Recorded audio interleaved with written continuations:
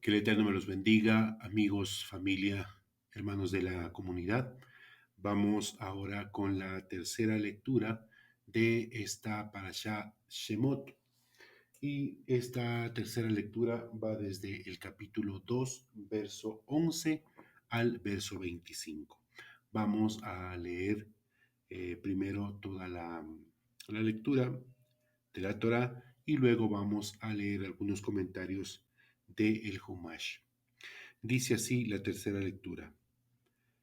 Y aconteció por aquellos días que creció Moshe y salió hacia sus hermanos y observó sus cargas, y vio a un hombre egipcio que golpeaba a un hombre hebreo, a uno de sus hermanos, y miró a este lado y al otro lado, y vio que no había hombre alguno, y entonces golpeó de muerte al egipcio y lo ocultó en la arena. Salió al día siguiente, y he aquí que dos varones hebreos estaban luchando, y le dijo al malvado, ¿por qué golpeas a tu prójimo? Y respondió, ¿quién te designó dignatario, soberano y juez sobre nosotros? ¿Acaso matarme planeas como mataste al egipcio? Tuvo miedo Moshe y pensó, en efecto se ha dado a conocer el asunto. Y se enteró el faraón del asunto e intentó matar a Moshe, y huyó Moshe de ante el faraón y se estableció en la tierra de Madián y se sentó junto al pozo.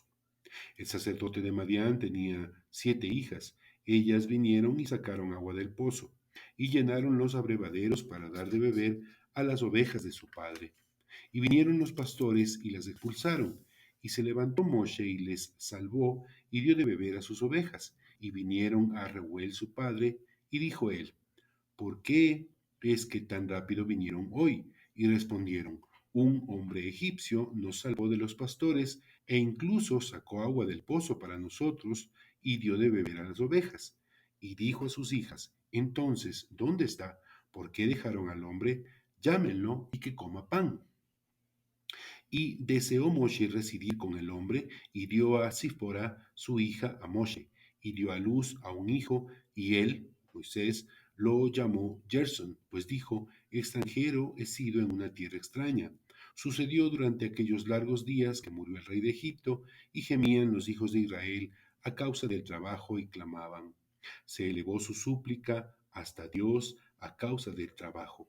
Y oyó el Eterno su lamento y recordó el Eterno su pacto con Abraham, con Isaac y con Jacob. Y vio Dios a los hijos de Israel y supo Dios. Vamos a leer ahora algunos de los comentarios que hace el Humash a esta porción de la escritura. Bien, dice así el comentario. Comenzamos con el comentario al verso 11.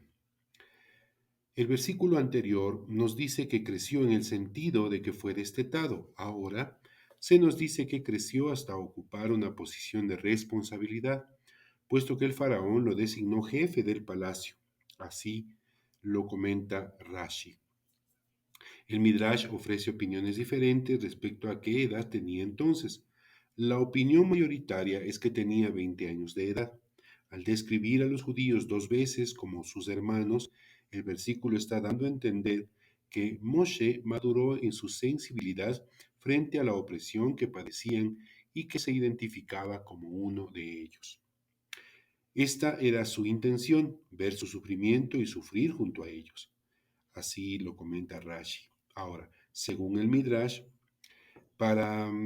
Moshe usó la información que tuvo en esta gira de trabajo para convencer al faraón de que los esclavos serían más productivos si se les daba un día de descanso. El faraón aceptó y Moshe eligió el séptimo día para el descanso del Shabbat. Comentario al verso 12 dice, tras cerciorarse proféticamente de que ningún futuro prosélito descendería del agresor egipcio, Moshe recitó el nombre secreto del Eterno, provocándole así la muerte. El hecho de que el egipcio muriera demuestra que merecía morir, pues el nombre sagrado no puede causar la muerte de una persona inocente. La preocupación de Moshe por las futuras generaciones nos enseña que cuando nos enfrentamos a una situación compleja, debemos sopesar todos los factores que inciden sobre el asunto antes de actuar.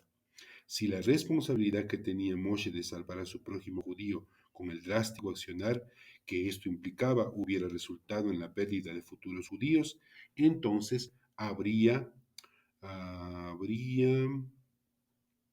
resultado en la pérdida de futuros judíos, entonces habría optado por otra forma de proceder. Esto es comentario personal, esto es algo que cuando antes lo he estudiado también me ha llamado mucho la atención, que los sabios comentan que Moshe tuvo la capacidad de ver proféticamente que estas personas que estaban peleando no iban a tener ningún buen futuro, ¿no? Y por eso tomó la decisión de matar al egipcio. Bueno, fin de mi comentario. Continuamos con el comentario de aquí del Humash al verso 14. Dice, en el sentido más literal, el hecho de que Moshe había matado al agresor egipcio quedó al descubierto. Según el Midrash, ahora Moshe pudo saber por qué los judíos merecían sufrir tanto, porque se peleaban y se difamaban mutuamente. Comentario al verso 15 dice, Moshe abandonó Egipto cuando era relativamente joven. Según el Midrash, huyó a la edad de 20 años y Rambam sugiere que tenía 12 años. Moshe no regresó sino hasta que había cumplido 80 años, por lo que la brecha en la narración abarca varias décadas. Según algunos comentaristas, Moshe se estableció en Madián, apenas huyó de Egipto. Otros proponen que vivió en otra localidad durante muchos años y que luego se dirigió a Madián. La Torá no registra esos acontecimientos porque no aportan nada al objeto de la narración. También vemos que la Torá omite toda mención de los últimos años de Abraham e Isaac, pues aquellos años no influyeron sobre el desarrollo de la nación judía.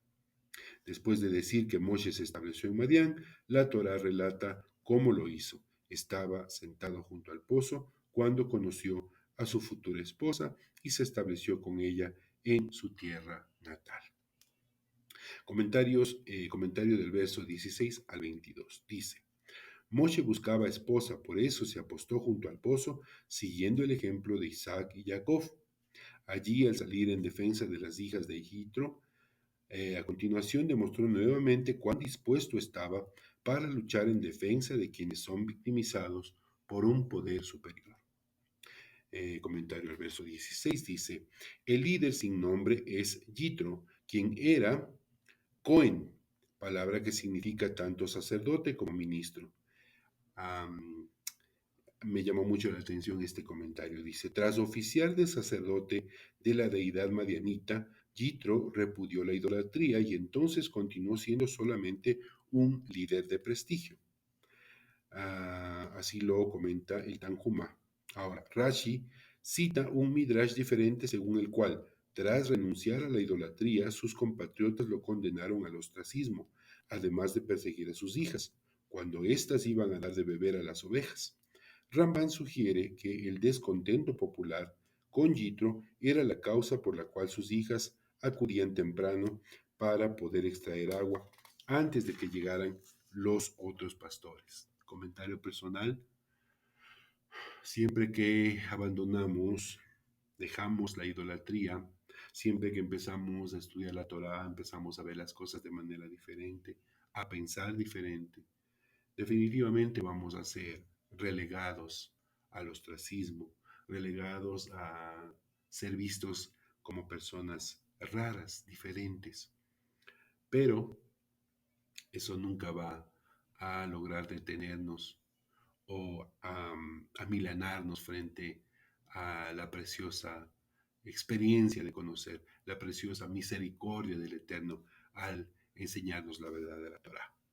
Fin de mi comentario. Continúo con el verso 17, lo que dice aquí.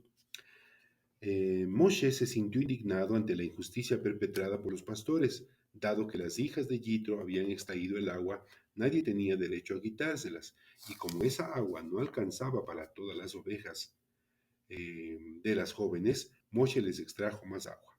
Así lo comenta Rambam.